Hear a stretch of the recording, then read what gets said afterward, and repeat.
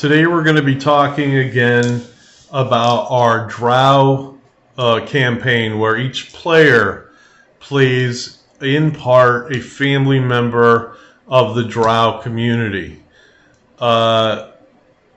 Yesterday I described how to go about and roll up a Drow character for the campaign and some of the rules concerning the magic items possibly given to the Drow on his journey towards success. These are some of the rule clarifications that we've gone through during the time of the game, and I'll help you out with that a little bit. Each player got to roll two characters. Either they could play one or both. So if you've got, say, players around the table, if you got 4, that would equal 8 Drow or 8 possible Drow. Some of them might end up being slaves that have to be selected from the complete book of humanoids, that sort of thing. Or they could possibly play a monster used in the family. I can also tell you how to roll up monster player characters. Something not really deemed normal, but possible for an odd campaign such as this in the Underdark. So here we go. We've got some rule clarifications here. I'm going to try to... It says the Drow and specialization. Specialization and any of the specialization bonuses are hereby restricted to the on-hand and your right hand if you prefer. With the offhand or the left hand, you only get your natural strength bonuses to hit and damage. There can never be double specialization, and no bonuses from specialization will ever help the offhand. This was kind of necessary because one of my players was like, I'm strong enough to hold, scimitars or long swords in both hands. Why can't I have 2 attacks in each hand? No, we're not doing that. So anyway, we're gonna go on now about the Pivwafwi. When readjusting the Pivwafwi to become semi-invisible and moving, when near combat, it takes 1 round to adjust the cloak to make sure you are hidden. When doing this, only half movement is possible, or 60 feet, or 6 --. Charging while hidden with the Pivwafwi is quite impossible, and if attempting to do so, the wearer will become visible before reaching the intended target. But the target will still probably be surprised. Players engaged in melee cannot readjust their Pivwafwi, as their best dodging attacks make this ridiculous. The Pivwafwi is only 75% effective at best of times to remain hidden and is not foolproof. So eventually, or I guess we had some problems with that. Casting spells while wearing the Pivwafwi is also tricky, as some spells need components or pointed fingers to be held forth from the cloak's interior. To make things easier and not have to look at each and every spell, I will rule that the mage or cleric becomes visible once casting any spell. After all, they need to see the spell components or holy symbols to do so with competence. Only those spells with vocal components only remain hidden. Using spells on family charms, players also remain hidden, unless it's obvious where the effect came from, like a mote of a streaking fireball coming forth, etc. So this is kind of important, and you got to understand that a lot of the gear that the Drow have makes them silent and almost virtually invisible while moving through the game. So this was a sheet I made up for starting characters, and this has to do with birthright. The Drow can either start the game and probably almost remain throughout the game as a slave, or He can be part of the noble family, only answering directly to matron mother. So let's see, let me read this here for you. In a Drow campaign, one station in a noble house is everything. Of course, rising in status is done by murder and scheming, but this can never be achieved by some of the lowest characters. Since nothing is fair in a corrupt world, one must do the best one can. Here then is a chart players must roll on to determine their status in their household. Of course, these are just beginning settings and not permanent.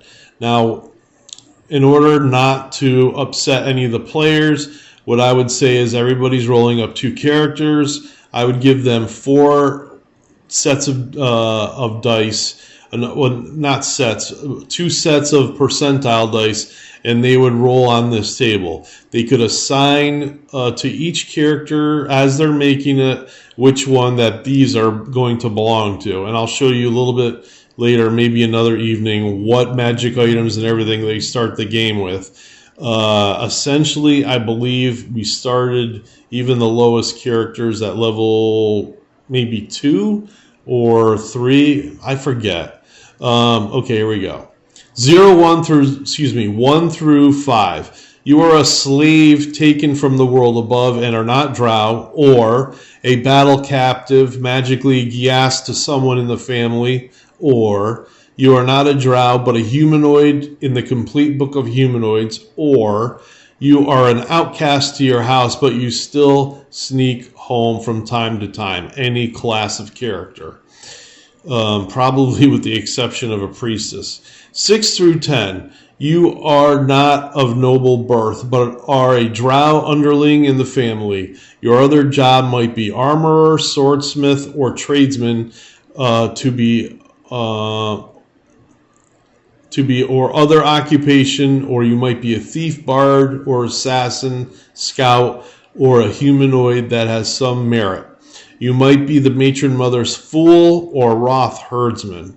In other words, her lover or somebody that's important that takes care of the animals in the family that the family dines on.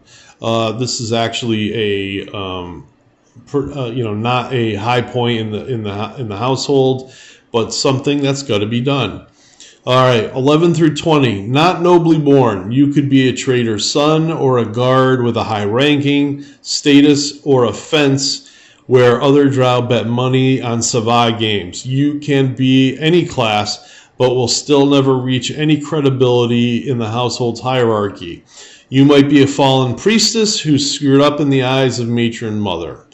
And this is actually what would be fun to play, where you have to slowly build up your fame and status again. 21 through 35. You're the daughter or son of a noble in the household, but not the matron mother herself. This makes you as close to being a noble, but just not quite. You can be any class, but there is a pressure on yourself to succeed as one of the accepted normal Drow classes of fighter, priestess, or mage. An interesting thing to think about. 36 to 55. You are a noble-born male, but not the first through third son of a noble-born female, and not a priestess.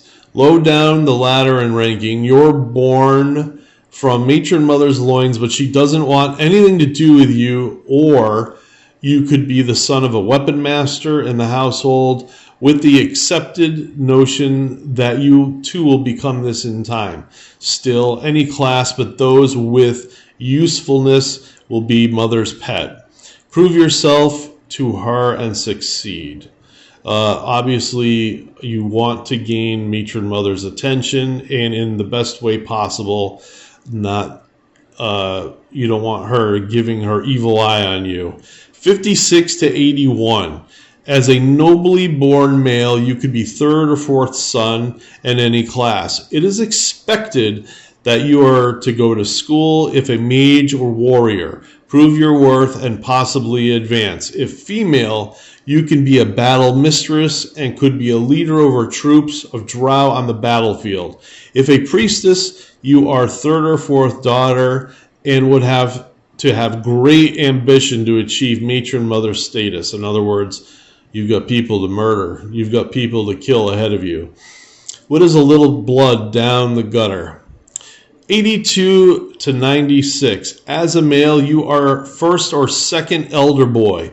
Good status with all the privileges that goes with this title. You are a fighter or wizard. Disregarding the trait rules, you may buy 2 as long as your intelligence is 15 or higher.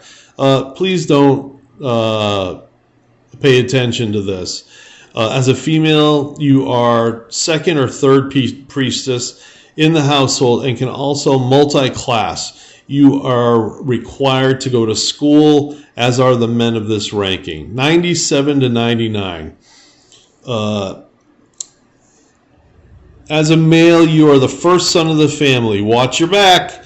You may be, you may be a fighter or wizard and are expected to go off to school. Disregard the trait rules. You may buy 2 traits as long as your intelligence is 15 or higher. As a female, you are the matron mother's chosen heir. Immediately raise 1 ability score to 18. You may only be a priestess of Loth, no trait bonus. And finally, 100 on the dice. This trumps 97 through 99. If a male, then your house is ruled by a puppet matron mother and is run by a wizard above her. And if you're his son, If a female, you are matron mother's favorite, and you get an 18 plus an added 3 points to any other ability score. You may only be a priestess of Loth. All right, there we have it. Obviously, a lot of material here to think about. I hope that some of you are interested in an evil Menzoberranzan campaign. And obviously, they start the game as kids. They've got to pass tests in their schooling. For the warriors, you have at the end of the first cycle, you've got the Academy battle, which is almost like a battle royale where only one victor at the end can survive. It's not to the death. Basically, it's like skirmishing where hit points lost are temporary. And before this, they go off into the Underdark, sometimes battling small creatures here and there, whether they're gnomes, whether they're, small enclaves of goblins and orcs might be. The Drow should not have trouble handling creatures such as this. But, it's a lot of fun and interesting to think about. Before playing this campaign, I highly recommend reading the novel Homeland by R.A. Salvatore, and you're going to see where I'm going with this. Have a great evening.